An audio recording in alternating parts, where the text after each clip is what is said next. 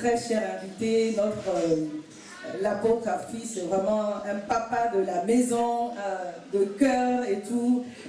On va prendre notre devise qu'on a dit le dimanche dernier. Donc je vais vous inviter à vous tenir debout et à répéter après moi. Vous savez, le Seigneur nous a donné une direction pour cette année. Il veut rendre certaines choses manifestes. Et nous savons que tout commence par la parole. Donc c'est une proclamation, c'est une devise, mais c'est pour nous une proclamation.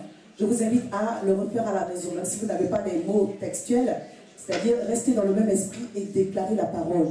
Je sais pour sûr que quand la prophétie est écrite et qu'elle est relue, qu'on se la rappelle, il y a quelque chose qui se passe parce que la parole qui sort dans le vient arroser ce que le Seigneur a déclaré.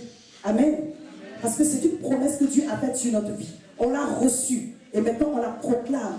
Ça veut dire qu'on collabore avec Dieu, on est d'accord, Seigneur, que cette parole devienne vie en moi, qu'elle prenne forme, qu'elle commence à créer, qu'elle commence à amener à l'existence ce que tu as prévu pour moi.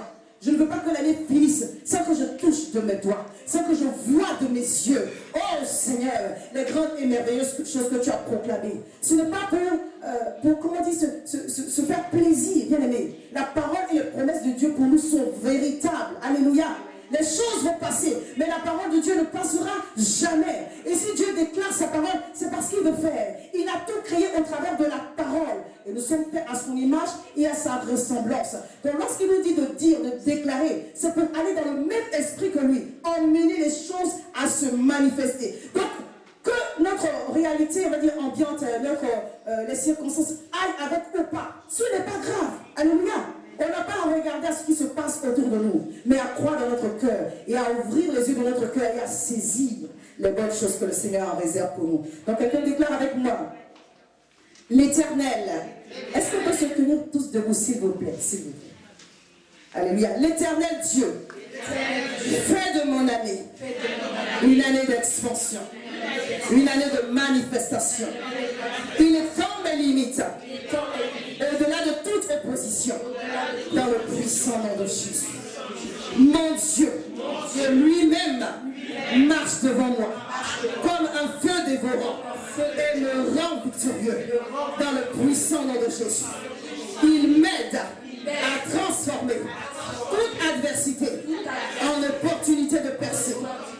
Par sa puissance, la puissance de sa parole, ma foi est affectée. Mes paroles sont affectées. Mes pensées sont affectées.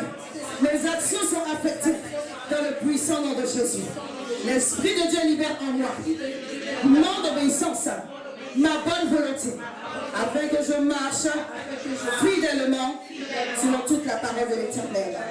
C'est pourquoi je vis ma mission. En cette année 2018, je vis ma mission, celle d'expérimenter la restauration divine et de l'apporter à mon prochain dans le puissant nom de Jésus.